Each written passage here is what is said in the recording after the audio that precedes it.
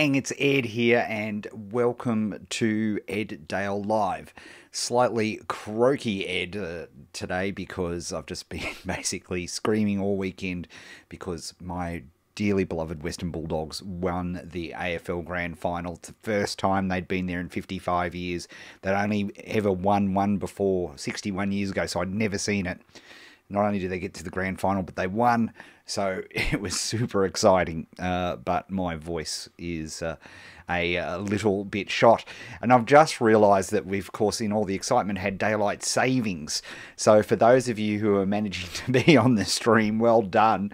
For the rest of you, of course, we are also, of course, publishing this on the blog. You can always catch up with replays on the blog if you want to see the video version, or indeed this is also out as a podcast as well. So you just search for Ed Dale Live on your podcast player of choice and you can get the downloads there.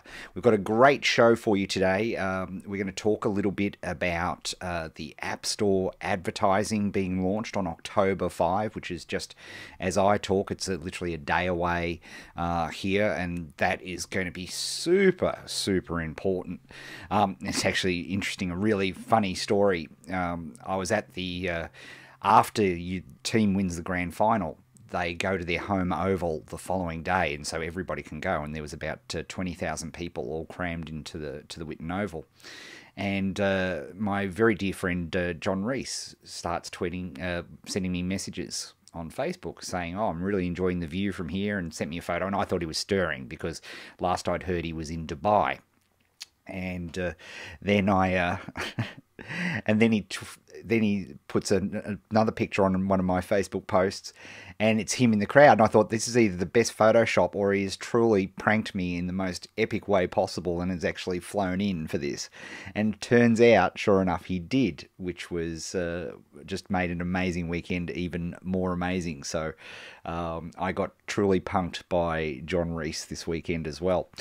But it was interesting, we were discussing the App Store advertising yesterday, and just what a huge opportunity it is, because we haven't seen 1 cent clicks since 2004 in Google, and the App Store as a search engine, as a place for traffic, is now, people always quote YouTube as being the second one. Well, the App Store is actually now the second most searched engine that exists today. So it's pretty phenomenal, and it's a really exciting opportunity. So I want to touch on that because Apple, to celebrate the launch, actually sent out all developers a $100 credit just to test. So I want to talk to you about using that $100 to best advantage. And just to, even though there are so many details we don't know just yet and won't know until they're released on October 5, I want to take you through a bit of my thinking. As always, we've got some great questions as well from you guys. And of course, if you want to submit a question, well, you can do it now if you happen to be on the stream live at live.eddale.co.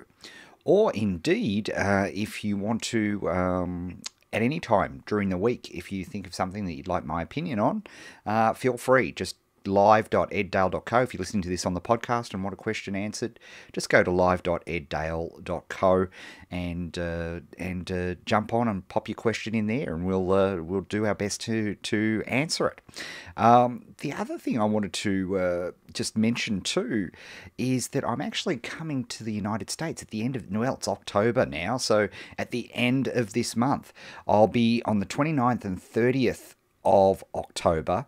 I'll be in San Diego running my workshops, and you can be sure that all the stuff that we've learned on app ads will be very much a part of that. Also, on the 5th and 6th of November, we'll be in Orlando, so we've got both coasts covered. And we've got a special deal for anybody who's listening to the live event or on the podcast, and you can go to eddale.co/workshop-oct-2016. So that's eddale.co/workshop-oct for October 2016, and you can see all the details about that workshop. Love to see you there. It's my favourite thing to do, and people seem to love them and get a lot of value out of them, which is awesome, because that's what we want to see. Okay, so let's come back to me for a second. There we are. So, pardon me. Let's hope this voice keeps going. So let's talk about this App Store for a second and why I'm so excited about it. I've actually talked about it in prior Ed Dale Lives, but just as a quick recap, on the 5th of October, which is, I think, Tuesday, Wednesday, what is it? Yeah, Wednesday, wherever you happen to be, Apple are launching pay-per-click, or as we love to call it, pay-per-tap advertising in the App Store. So when you go into the App Store, you will be able to buy keywords that people type in, and if they type in your keyword and you have the highest bid for that keyword, then your ad will be shown. And this is enormous. This is huge, because for the first time they've done some amazing things, and I don't know how it's going to last. For a start, 1 cent minimum clicks. You heard that right, 1 cent minimum clicks. This is so exciting, because for a lot of you who are in niches, like I'm thinking of magcasters and scriptcasters in particular, people aren't going to be bidding on kickboxing or pottery valuation or, dog parks and those sorts of things. The people are going to kill themselves over in the games area. And I'm sure, in fact, in some of the productivity software, I think you're going to see pretty expensive pay-per-click or pay-per-tap rates pretty darn quickly. But right now, you're going to be able to get 1 cent clicks, which is super exciting as long as you know your numbers. It's awesome. Get 1,000 effective people to view your app download page is very exciting indeed. So this is a huge opportunity, and for those of you who know your numbers and know of how many people view your app, download it, and then become an email subscriber, and then you know what the value of an email subscriber is worth, which you should all be moving towards. Again, this is manna from heaven. It's never been more exciting. Online direct marketing did not take off until Google pay-per-click happened. This is going to be the same thing. It is a huge thing. If you were as fortunate as I was to be at the forefront of the pay-per-click revolution, this is where the fortunes were made. This is where the people made big businesses, because they realized the opportunity. They paid for these taps or clicks back then, and then, excitingly, they were able to then convert those to leads and sales. And this is the opportunity with this App Store. So what should you be thinking about, particularly when Apple, over the last few days, has sent every developer in the App Store $100 for you to try out the new system, which is exciting. So here are the questions that you should be asking, because of course you can actually set up your first ad campaign right now, ready to go for October 5. So it won't go live till the 5th of October, but you can actually go in and set up your ad now. What are the things that you need to be asking yourself when setting up any sort of advertising? The fundamentals don't change, whether it's a Facebook ad, pay-per-click ad, Google pay-per-click ad, a YouTube referral ad, whatever the ad is. There are some key fundamentals that I think you need to apply. And what I'm afraid of is a lot of people will just piss their $100 against the wall because they won't think, first of all, why they're doing the ad in the first place. What's the objective of your ad campaign? There's no point in spending the $100 voucher unless you've got a specific objective for your campaign. What are you trying to do? Are you trying to drive app unit downloads? Are you trying to drive email opt-ins? What is your goal here? What is your objective? That is absolutely key. Now, I would like to think for most people, and I'm thinking magcasters and scriptcasters in particular, I'd really like to think that your objective is emails, right? So that what you want to be looking at is to drive an increase in emails that you collect from your app. Ultimately, I believe that's the most important metric that you need to have a look at. However, having said that, there are 3 metrics or levers that I think are super important for you to look at. And this actually segues into the second part.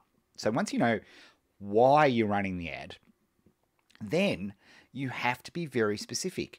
With each ad, you must design it as an experiment. And the key part of any experiment is, first of all, saying, well, what are you testing? What are you specifically testing?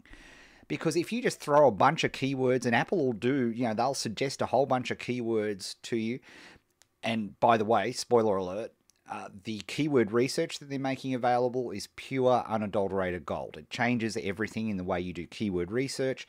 For the first time, we have visibility to keywords that Apple thinks should be associated with your app. It's incredibly exciting, even for organic App Store results, but I'll come back to that. So what are we testing? If you just throw a bunch of keywords in there, because you can't, one of the great positive things or negative things, I don't know which way, I like to think it's actually a positive for a lot of people, is that the ad design is taken out of the equation because you have no flexibility. Whatever your App Store description looks like, how your app looks like in the App Store, that is what people are going to see in the ad. They're going to see a little blue ad word written there, and then a slight light blue tint so people know that it's an ad as opposed to the first result. You see the first result peeking above the screen on your iPhone. That is going to be what people see. So there's no tweaking there. Although I hope, ever since it's been announced, I have been berating you all through the Northern Hemisphere summer months to be looking at your, screenshots become immensely important. The title of your app becomes immensely important because they're the only things you can actually alter in the ad part of your, pay-per-tap campaign. So what are the other moving parts? Well, obviously the keywords are a moving part because you can test keywords. And what I'm afraid people are going to do is they're just going to dump a whole bunch of keywords in there and they're not going to look at the effect of each keyword. So what people try to do, because it saves them time, right? They want to dump a whole bunch of, keywords into one ad and try to get that message to market match. Now, in this case, of course, you have no control over the ad itself, except for what are in the screenshots and what the title of your app is. So that is going to have to sell people clicking in so that they can absolutely view your campaign. So if you're in iTunes Connect, Apple has 3 key metrics that you need to be looking at with your campaign. The first one is impressions. Now, this is a very simple metric. What does an impression mean? An impression means anytime anybody, anywhere in the App Store, sees your app logo. So if you happen to be mentioned in a What's New or a What's Hot, then guess what? That's an impression because people see that. Now, they may be seeing your icon with 30 other icons, but that's still an impression. 65% of all searches, however, and downloads are conducted from the actual search icon. So when you actually search in the App Store for something, that's when most people see it. And by the way, what is incredibly exciting is, unlike Google, unlike Facebook, Apple are allowing you to pay for keywords that are brand or trademark keywords. And they've done this deliberately. Phil Schiller, head of marketing, said the reason they made the decision this way is to allow small and independent developers to get their app seen in front of, key apps like Twitter, for example, although I imagine Twitter is going to be a hugely expensive keyword, but it's very exciting. And there's 2 protections built in here. The first protection is, and thank goodness they did this, because otherwise all we'd see is Clash of Clans and Clash Royale ads from Supercell and Candy Crush from King. You can't advertise in non-related topic areas. Your ad will never be seen. So, if somebody's looking for a game, you can't. There has to be a relationship between the keyword and your app. You just can't spam different keywords. But however, if you are in a market on kickboxing, and let's say there's Kickboxer magazine, It's there's the actual Kickboxer magazine. You could literally put your Kickboxing Magcast or Scriptcast above Kickboxing magazine by buying the tap, and I suspect the tap will be super cheap until Kickboxing magazine starts buying their own ads. And of course, what we know, people are slow to get onto this, so people who move fast win. However, move fast with safety and being smart about it. So you need to design your experiments. And so the first metric that you're going to see change on your app analytics in iTunes Connect are your impressions. But impressions mean nothing. You can't go to the bank and say, I'd like to put these impressions in, please give me money. Would be awesome, but no. You can't go to Subway and buy a 6-inch sub using impressions. Won't help you in any way, shape, or form. The only thing that you can hope out of an impression is a product page view or a download. So somebody looks at the icon and says, yep, that's what I want, and clicks. However, the most likely thing to be generated out of an impression is a product page view. And this is your second crucial metric that you need to be looking at. So what's a product page view? That's any time anybody looks at your app description page on their iPhone or their iPad, or indeed in iTunes on a desktop. This is a really important metric because this is where the rubber meets the road. Think of the psychology here. People have seen your icon somewhere and tapped on it, and they've gone in to have a look at the product page. So they've taken their time out. They've been intrigued enough to go there. And most people, like the apps, certainly most Magcasters and Scriptcasters, are free to download. So price is not an issue when you're looking at downloads here. So it's only a person who sees the product page, you'd like to think, is somebody who's pretty interested already because they've seen the screenshots or they've seen the app icon and they think, yeah, this is something I want to look at. Pretty hot prospect, which is why the third metric, which is really where the rubber hits the road, which is your app unit metric, becomes so important. And you really want to see a 30 to 40%, Apple says 40%, 30 to 40% conversion of product page views to what we call app units, which is when people are downloading your app. Now, I hear you say, well, I don't, but I can imagine you saying this, but Ed, doesn't app units include people who are re-downloading the app or doing an update or all of those sorts of things? Yes, it absolutely does. So you need to make sure that when you're doing your testing, don't update your app during that so you don't distort your results. The other thing that's really important to understand is, let's compare apples with apples. So there's a ground base or noise of organic results. And I do hope before you start your testing, you have a good look and snapshot what your organic results are so that you know how to convert those and compare those to what's happening with your paid for paper tap campaigns. If you don't do your baseline, again, I'm just knowing what happened in pay-per-click. You just don't know whether actually the paper tap is working for you unless you drew that baseline first. So you don't have to spend it all on October 5, right? Don't worry, this is going to be here forever now.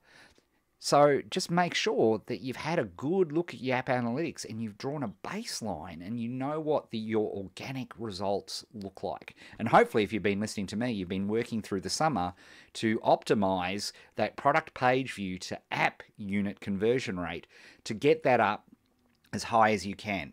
Because here's the deal. The only way you can influence your app unit downloads, which is where we get emails, which is where we start to be able to send push notifications to people, where we are able to start to build a tribe, the magic happens after a download, right?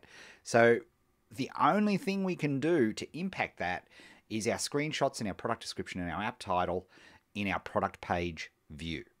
Okay, that's the only thing we can do. So it's vital that you test that. So that's a test, and that's a separate test to the keyword test, because if you change your keywords at the same time that you change your product description or your screenshots, what made the change? You don't know, and you've just wasted that experiment. So think of it as setting up individual experiments. Hasten slowly.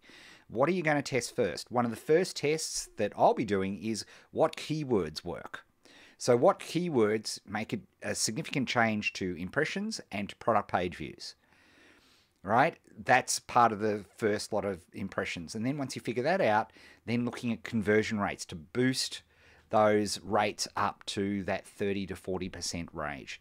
Because like I say, people have to be actively sort of put off, because once they've gone to that download and it's a free click the get button, it's you'd really have to actively be putting people off to do this. So, pardon me, that's something for you to have a think about there. Test small. Use small budgets, small tests. Never, ever, ever take the app. Apple will very helpfully, as do Google and Facebook. They will happily craft a campaign for you and give you suggestions about how much to pay and what you should bid and all those things. I'm sure they've got their best interests at heart, but not necessarily your best interests. So when I'm first testing, I'll be always manual testing. I won't be letting Apple do that for me. Now, who knows? Maybe Apple is completely different to Google and Facebook, and because they're not making their money per se from this app advertising, maybe they will be. Who knows? But nobody knows right now. So I would never use their automatic campaign building until I'd started to know my actual numbers. As I say, who knows? Maybe they'll do it brilliantly fairly and it'll be wonderful. But our experience with Facebook and Google is that they will ruin you, right? Because they just don't care, right? So they're interested in being paid. So start small. What are the other things that we're going to be seeing? We're going to be seeing click fraud, okay? We're going to be seeing all the negative things that happened in the first couple of years of Google and Facebook advertising. All these things are going to happen here. So you need to test small so that when there is a huge uptake in product page views or impressions, but you don't see a resulting uptick in app units. I remember in the early days of pay-per-click, we'll be going along, we'll be spending, $50 a day, $50 a day, $50 a day, $1,500 a day, $50 a day, $50 a day, $50 a day. And inevitably, it was click fraud. So it was no big deal. I mean, it was stressful for when I first saw it, but you'd have to email Google and say, hey, this is not kosher, this is not right. And inevitably, they would instantly wipe out that day and that would be fine, because they know click fraud happens and they don't want you to suffer because of click fraud. So you need to be aware of all of these things. Don't be conducting a paid traffic campaign if you don't have somebody who is looking at your stats every day during the campaign. I say this in particular because most of the people listening to this are of the entrepreneurial bent, and we know from our studies that we conducted last year that most entrepreneurs, particularly the high quick start, low follow through types, they don't check stats every day. It's hopeless at it, and I put myself in this category. If I didn't have somebody looking at my stats for me, I'd be in all sorts of trouble. I once spent 30 grand because I didn't look at a pay-per-click campaign for a month. You don't want to do that, right? That is a stupid thing to do. So you do not want to do that. So these are things that I want to prepare you for what is going to be, without doubt, an amazing, amazing opportunity. So keep that in mind, and we'll have a great time with it, right? It'll be, this will be an awesome time. Why are apps so important? Aren't apps dead? No. Push notifications and messaging is going to be the next big way of communicating with your tribe. There is no question. It's a matter of when, not if. Now, of course, today, email rules. Email is king. Make no mistake. Collecting emails is the most important thing to do. And if you haven't optimized your app to collect emails, rocks in the head, frankly. Because you need to be able to communicate with the market. I'm very excited. I'm keynote speaking at the We Are podcast conference here in Australia at the end of this week and this weekend, and I'm really looking forward to it. My topic of my talk is it's okay for you to make money and podcast, really, because it just breaks my heart how many podcasters with awesome podcasts make no money out of it. Reason one that they don't make any money out of it is they've got no other way of communicating with their tribe other than their podcast. And if you think about podcasts, they are awesome. They're my most favorite medium of all time, without question. I love listening to podcasts more than any other thing. I listen to podcasts more than any other media, so they've got to be good, right? But there's a thing, right? I'm always walking the dog, or I'm driving, or I'm doing something while I'm listening to podcasts, typically. So my ability to react and take action while listening to a podcast, severely hampered. So that, to me, is why you have to back up with podcasts. You have to be able to collect an email. Same goes for apps. Apps are the exact same deal. People are saying, oh, apps are dead. There's only 9 apps that people regularly use. That's true. But what about all the specialty apps that people use who are tribe members? People like Extraordinary Vision, which is a Scrivcast, and Magcast, which is on outdoor photography, which I love to look at. I look at that every month, probably a couple of times every month. And if I'm collecting emails, then that's great, right? Because we've got other ways to engage and interact with our market. If we don't have ways to interact and engage with our market, well, you're doing a lot of work and not getting the real effort out of it. Okay, so have fun with it. You can be sure at our October workshops, we'll be talking all about what we've learnt over the first month of Pay Per Tap. So if you want to get my first hot takes on all of that, make sure you come along to one of the workshops in the US. In fact, I'll just mention again the URL if you want to have a look at, and they're incredibly cost effective. In fact, I've got a special deal up for anybody who's listening to this right now. It's eddale.co/workshop-oct-2016. So eddale.co/workshop, all one word, -OCT-2016. Love to see you there and talk apps. All right, though, we've got some fantastic questions here, so let's get into some questions here on our little podcast here. So let's get cracking on that. Let's flick that there, flick that there, flick that there.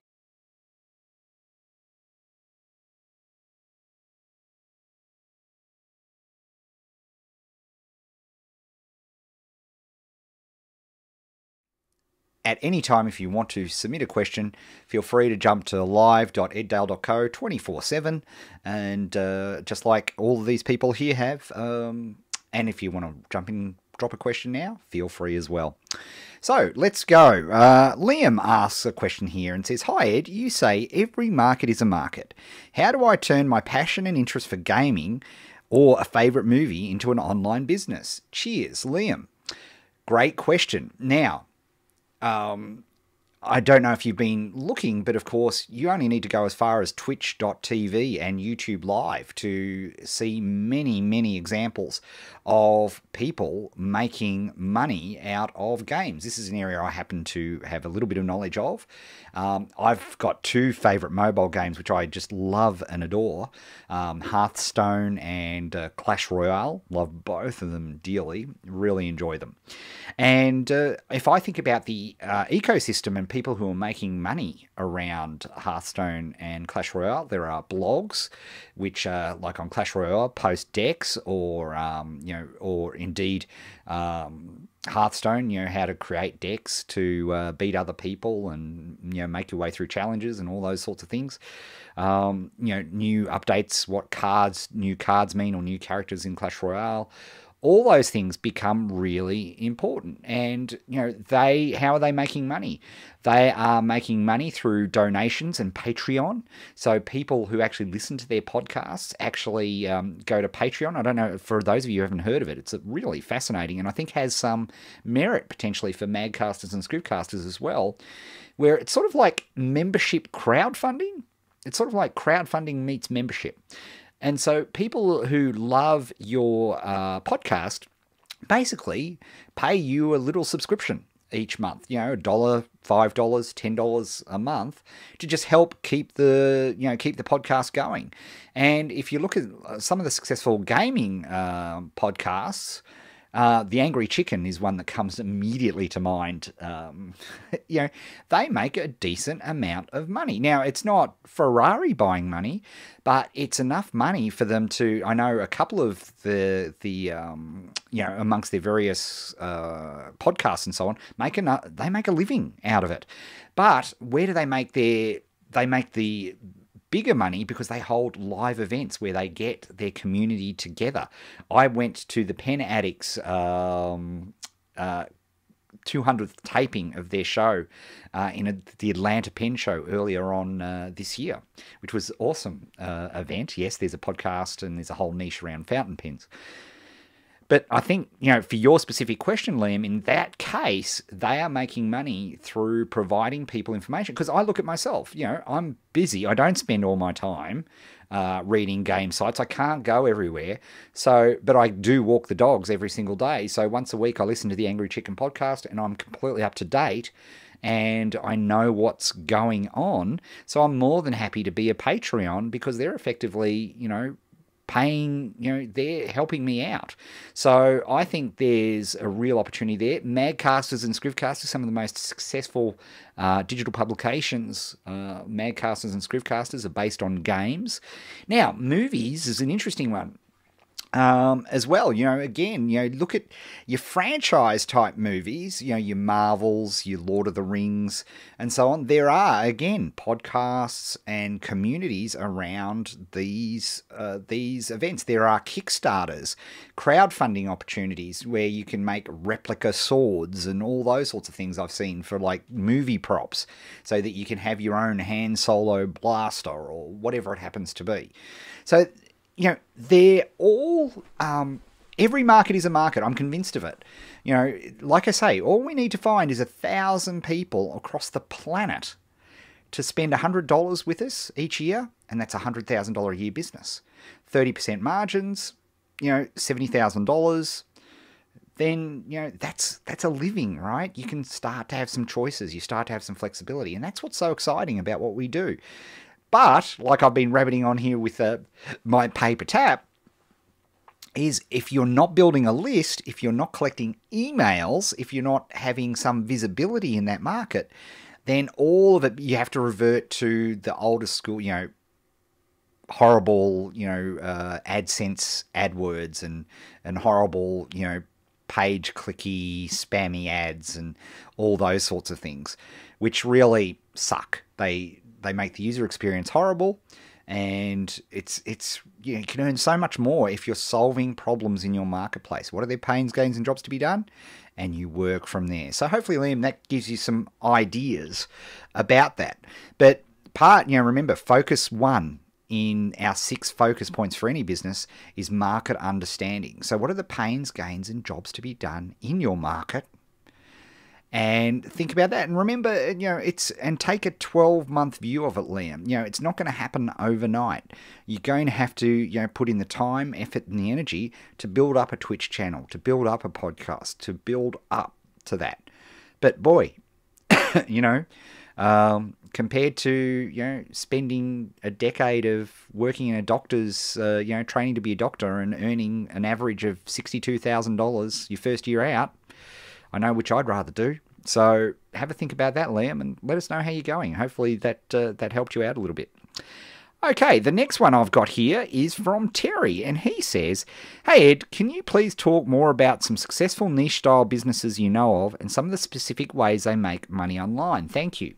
Well, actually, Terry, I mentioned just then, some of my absolute favourites, and this is very front of mind because I'm preparing my keynote speech, and I'm actually going into a couple of podcasts in particular because I'm so passionate about podcasts, love them dearly, as I've said, and I really want to see people make money from them. And one of my favourite examples is the Pen Addict podcast, which is all about people who love fountain pens like I do.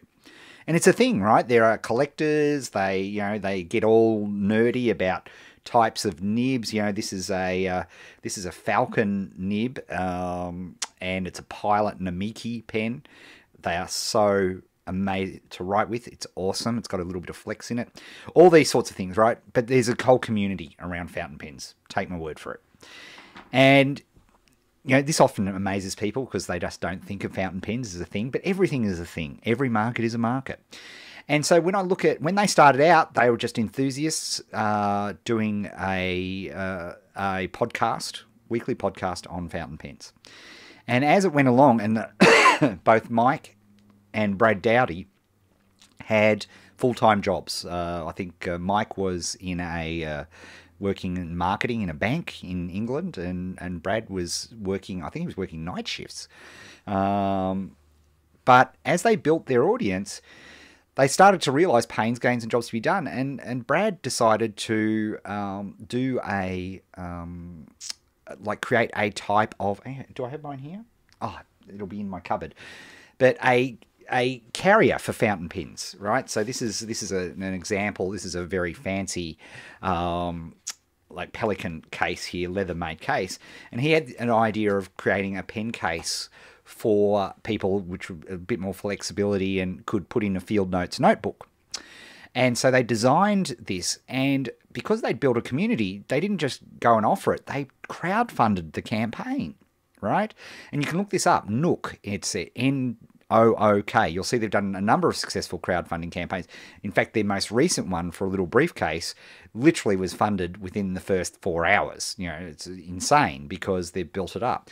But this is the opportunity that you all have, I believe. So the story goes, they created this case and they did their first crowdfunding campaign.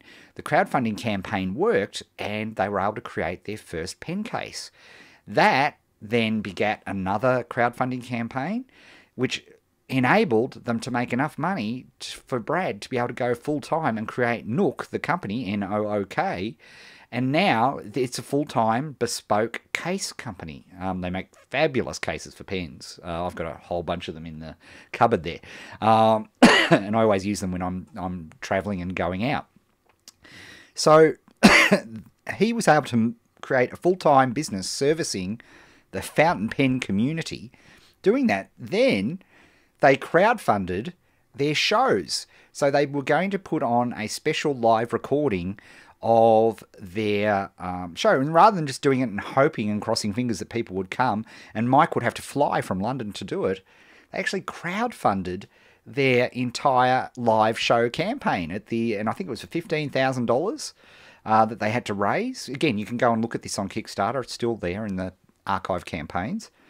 And they were able to crowdfund that. And I just thought, how brilliant is this? They've created this amazing niche around fountain pens, and they've been able to turn that into a full-time occupation. Now, Mike, of course, is the head of the Replay podcasting network, so he has a number of podcasts which enabled him to go full-time. But for Brad, who was working completely in another industry, he's now full-time in fountain pens. That, to me, is the promise of what we do here. That's the excitement of what we do. Sorry, there's my grand final voice for you. Sorry about that, everybody. Pottery valuation, dog parks of America, piano stool restoration, underwater kickboxing is a thing now. It's unbelievable, right? There are just so many things. And that's why I want people to get out of their thing. Oh, I wonder if this will be right. Because for a significant percentage of people listening to this, about 35% of you, that hesitation to jump into a market and commit a year to it. Now, when I say commit a year, I'm not talking 40 hours a week. I'm talking 30 minutes a day, right? Committing enough that you're taking action in a market. You're doing the challenge in that particular niche. You're jumping in. That's a huge stopper for people because they want to know, they basically want to know, I don't want to waste my time. And that's why I like telling people about all these crazy esoteric markets where people are making $100,000 or more in that marketplace, because it's to give inspiration to people. Because there's never been a better time with things like crowdfunding and Patreon and membership programs and all these sorts of things to be able to put together something where you can work with your market. It's not like you're trying to sell and pitch and confuse your market and tricking them into buying stuff. No, involvement breeds commitment. There's never been a better, more exciting time for you to work with your market, to be able to create cool products and services and show. And it's not just products, right? It's shows, it's education campaigns, it's all sorts of cool and amazing things because of these new ways of raising money and funding and taking the risk out of it. Because what happens if you fail the crowdfunding? No, you've spent some time creating a cool video and pages. When I'm working with clients doing crowdfunding campaigns, they don't always work. And I'll tell you why they don't always work. They typically don't work because they haven't built up enough of an audience. But do you know what? This was amazing to me. I've been doing a lot of research in crowdfunding recently, and the average successful Kickstarter has a typical mailing. Sorry, the most successful email. The average size of mailing list is about 4,000. Which is not that, that's not out of the ballpark. For most people I work with who have a Magcast or a Scriptcast, they can build a 4,000 person list over the course of a few months, right? So you can start testing things right away. And that's what's super exciting about all of this, I think. So hopefully, Terry, that gives you some ideas. Now, this next question is also from Terry. Oh, you put in 2, Terry. I should be charging cash. When naming a magcast, where can we go to make checks to ensure we're not infringing on an existing magazine name somewhere in the world? Great question. And it's a question I'm not qualified to answer because the rules change depending on where you are. Effectively, you're looking at trademark issues, okay? So you don't want to start a magazine and have it be somebody's trademarked name in a similar area where you can have real problems. Of course, there's the famous story of Nathan Chan, one of the most successful magcaster stories. He's built an empire for himself now, second most popular entrepreneurial magazine in the world. Turns out, though, when he first named his magazine, it happened to be the same or very similar to a real-world magazine. And, of course, funnily enough, he got the cease and desist letter, and it was terrible. It wasn't the end of the world, though, because because it's a digital product, he was able to change his name of everything. But it was a close call, and he would have preferred not to have the stress, let me tell you. So what you need to do is you need to, in your country, you need to check with somebody who's an attorney, lawyer, depending on where you're a solicitor, depending on what country you're in, who specializes in trademark searching and trade. There's a methodology for doing it. It shouldn't be too expensive. It might end up costing you a couple of $100. There are places that you can go online in terms of searching for trademarks and so on. Again, I can't advise you on those because I am certainly not a qualified lawyer and can't give any sort of professional advice. But I would scan those places. But ultimately, at the end of the day, to make sure you're covered, once you've decided, yep, that's the name that I'm going for, make the effort to do those correct trademark searches so you don't get yourself into trouble. Right? It's not a huge or an expensive process, but it's a great peace of mind for you. Okay, so that's the best way ahead. Okay, Peter asks, okay, you've got that email address. Woo, we're list building. Now for an email sequence following. This is a great question. What's the best balance, i.e. number of emails between problem agitation, education, and an offer? Thank you. This is a really good question. Because people say, what should I do? And we have a sequence actually that's called the Achiever Formula sequence, and it was designed based on the great Dean Jackson, and this was really emphasized to me over the last few days. The first thing you want to do is add value, right? What's the job of your email sequence? Typically, they've joined your list because you've offered to help them with a particular pain, or you want them to get somewhere, so it's a gain, or you want to show them something, it's a job to be done. It's one of those things. So your first emails need to be super consistent and offer massive value. Now the mistake people make is that all they do is offer value and never make offers. Okay, this is a huge mistake. Because, and I saw this, and it was funny, I was at the Pro Blogger Conference, 500 professional bloggers last month, and I had the opportunity to speak to them. And they would say, whenever we make an offer, people get angry at us. Like, we get letters and emails, and people say, how dare you try and make money, blah, blah, blah, blah, blah, like there's some sort of charity. Podcasters get this too. Now, the best way I've heard this described is Dean Jackson. and he does it in a beautiful way, and he calls it would you like a cookie marketing? Would you like a cookie marketing? Think about this for a second. If you go to somebody's house and you knock on the door and they say, you open the door and the person you're coming to see has a tray of cookies, and they say, hey, would you like a cookie? Now, you're going to answer in one of two ways, right? One, you're going to say, oh, yes, I'd love a cookie, thanks. Or, oh, no, thank you, wouldn't like a cookie. I'm on paleo this week, or whatever. All right? They're the two possible reactions. However, what we see online with these bloggers and think about this for a second, podcasters, they walk in, we say, would you like a cookie? And your readers or listeners slam the tray out of your hand and say, how dare you offer me a cookie? Does that happen in real life? Of course it doesn't. So what are we doing wrong? What's the problem here? Okay, so the problem is this incredible mismatch. So the first thing, and this is something that is so important, when people first join your mailing list, coincidentally, that's at their best, they're most likely, there are only 15% of people, approximately, at any one particular time who are joining your mailing list who are actually ready to buy something or purchase something from you. So you need to cater for that 15%, right?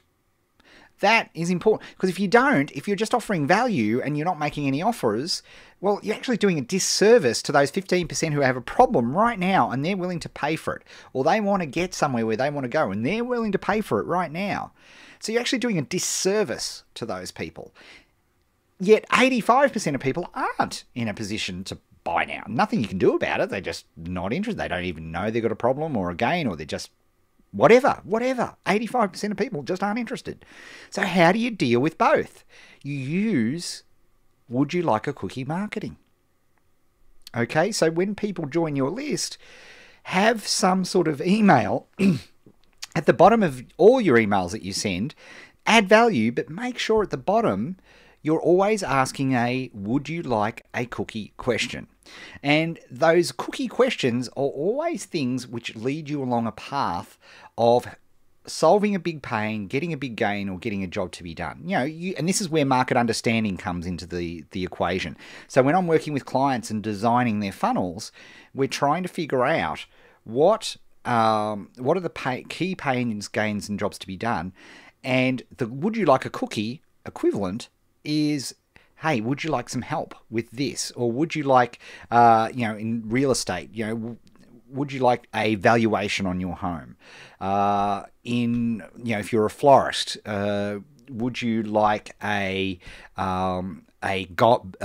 guide to getting the best wedding flowers for the most cost-effective price? Do you see what I mean?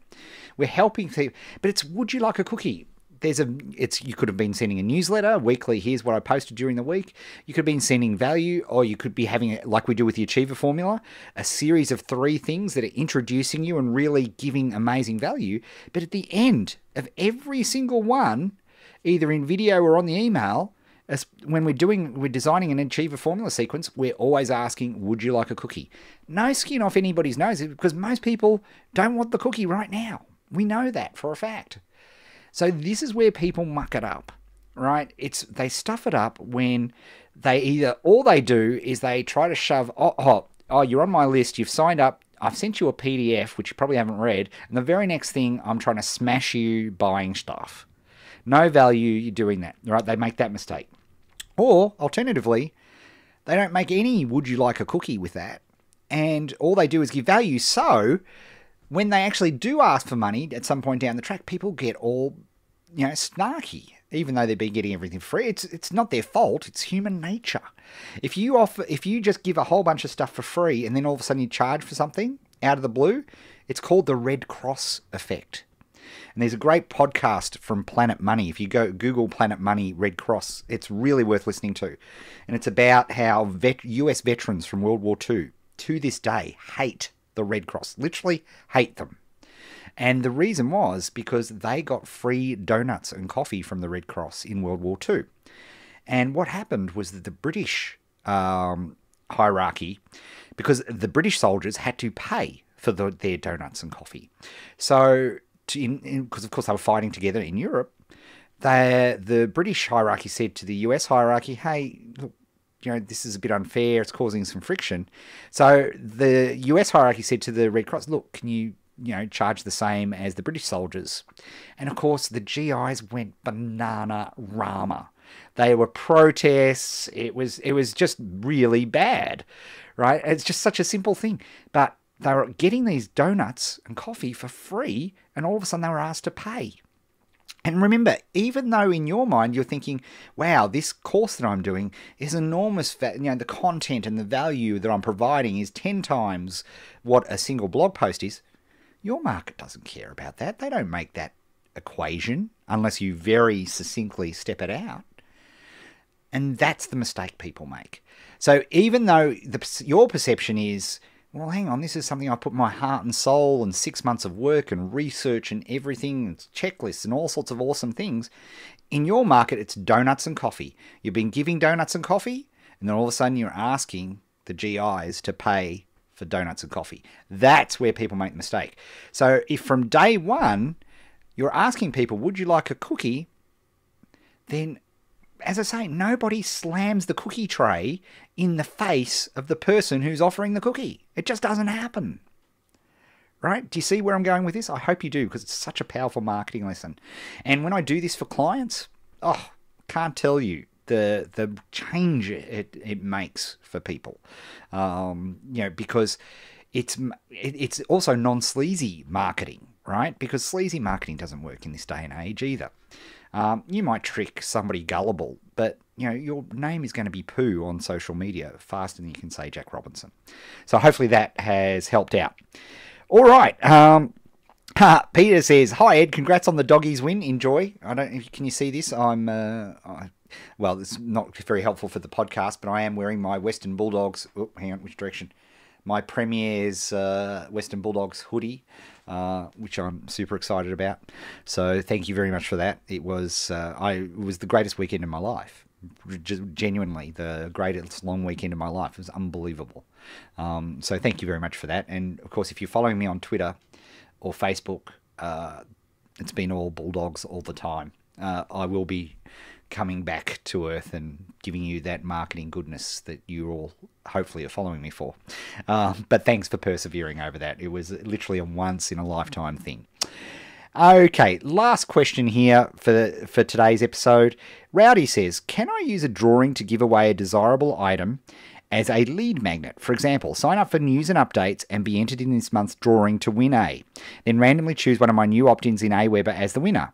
P.S. Learning a lot from Achiever Formula. Great stuff so far. Thank you for being part of Achiever Formula. We just had I can't wait actually, be doing a new semester of Achiever Formula, working with people, showing them how to use the Kanban board and all that sort of stuff. So thank you for being part of that. Here's the problem I have with giveaway. If you're going to do a giveaway, a drawing, here's the thing, right? The thing that's really, if you say, like, get an iPad, or something like that, that's not related to what you're doing. People are only giving you their email because they want the iPad, not because of what you have to say, right? So that's the problem I have. What I don't mind, and of course when you think about it, a PDF report or a video or an audio series or anything that you give away as your lead magnet, that to get people to raise their hand and say, yes, I'm interested, something that solves a huge pain for them or points them in the path of that. Please make sure it's relevant. Because if it's not relevant, then why do you want them on the list, right? You need people you need to make invisible markets visible. So a drawing, if people really want what you're doing the drawing, they'll put their hand up, but they're not going to be a buyer. They're not going to. So ultimately, you do have to test a little bit. But the one thing I will say is whatever you are giving away. So, for example, a drawing, potentially a cool drawing would be if I was doing, say, on Digital Publisher Magcast, I was going to say, hey, sign up for our newsletter. And by the way, each month we'll draw somebody in the newsletter to have a 1-hour consult with me, which people usually, if they're working with me, it's $4,900 a month or whatever it is. So that might be a good, right, that may be a thing, but I would test it. I would do a month of without it and a month with it and see if there was a significant increase in opt-ins. And if there was, we'd continue to do it. If there wasn't, well, we wouldn't do it. So it's a test. But one thing I will say is please make sure it's a relevant giveaway. Okay, don't give away an iPhone or I see lots of these, and people will enter them because they want the iPad or the iPhone. They don't want to get your emails. And they're not a tribe member. That's not 1,000 true fans that we're building up for our $100,000 a year business. Does that make sense? Hopefully that does. All right, that is it for today's episode. Thank you very much for everybody participating. It was awesome to have you on board.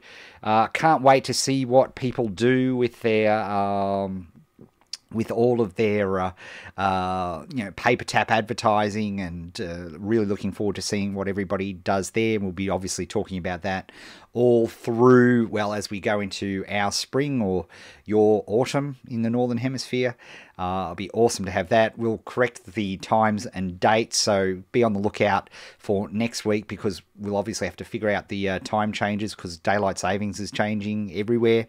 But with that, thank you very much. And I will say, just before you go, just remember, if you're listening on the podcast or anywhere during the week, seeing one of the replays, you can always use live.eddale.co to put in a question, and I'll do my best to answer it in an upcoming broadcast. So with that, thank you very much, everybody. Have a great week, and go Dogs.